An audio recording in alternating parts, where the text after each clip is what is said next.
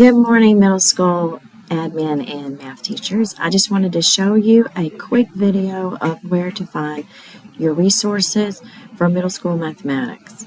So on the Teaching and Learning SharePoint, you can do the one-stop shop to go scroll down to secondary and then to math, middle school units, and resources.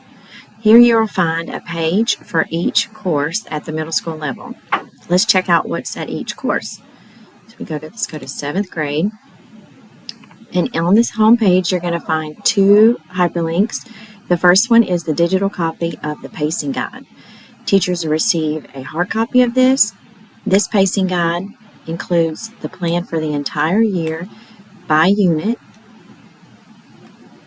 Each unit's going to have a timeline, how long it should be, and then the standard.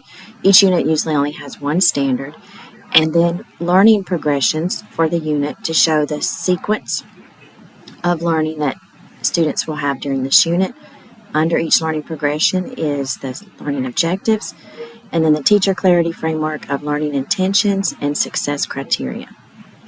Following, you'll have a calendar where they can use to plan out their unit.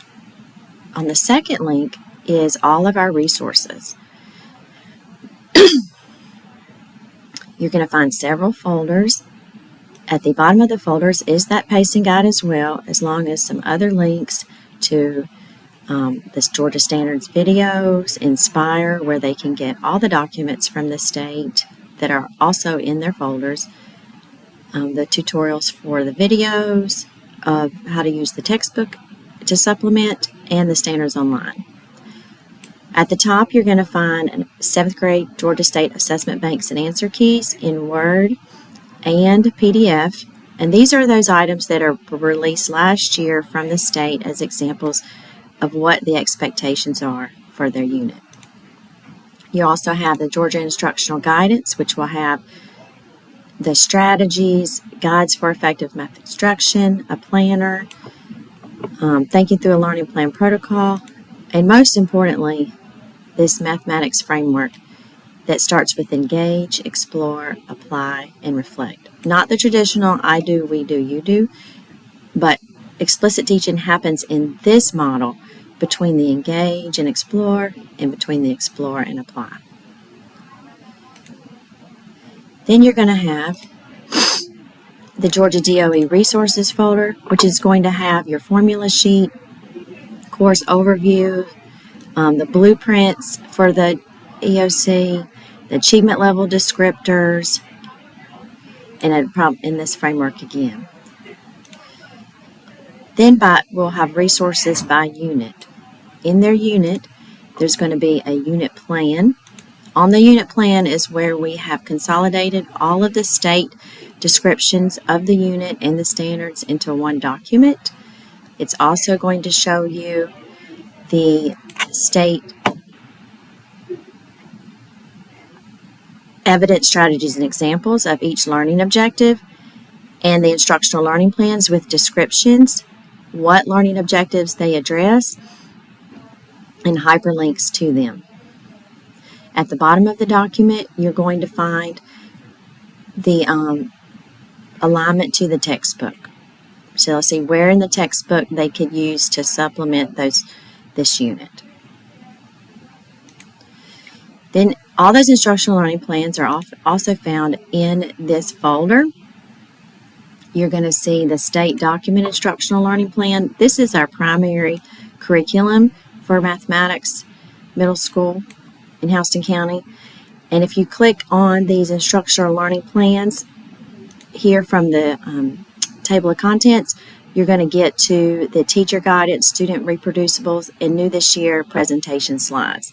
They're also going to show you the alignment so they can use this along with the pacing guide that has these same learning objectives by learning progression to guide when they should use these ILPs. Also, you're going to have a folder of assessment banks.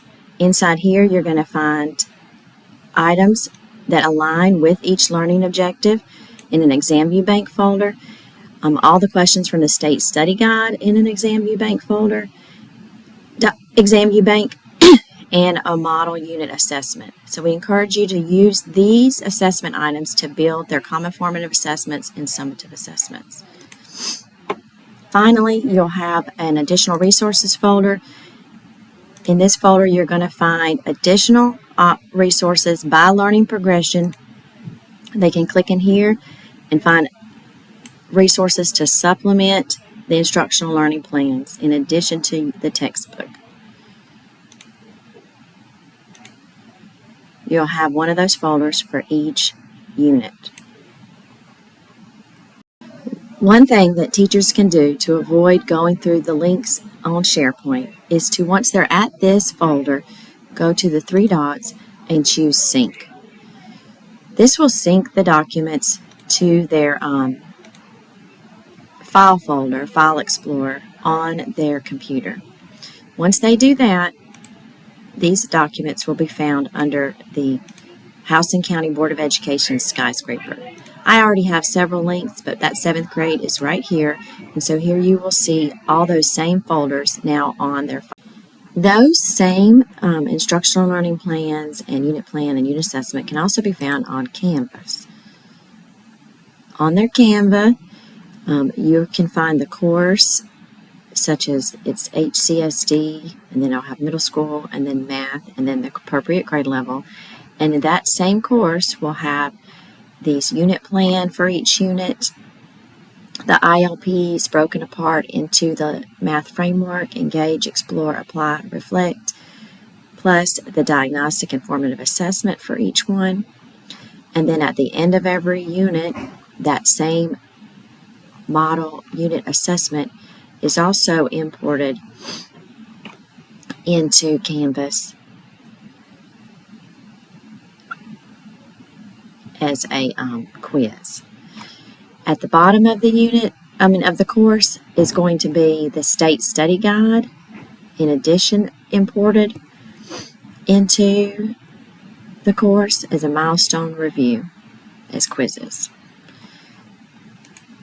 To find these Canvas courses, they can go to Commons, and then the easiest way is to actually search my name. You can search math, but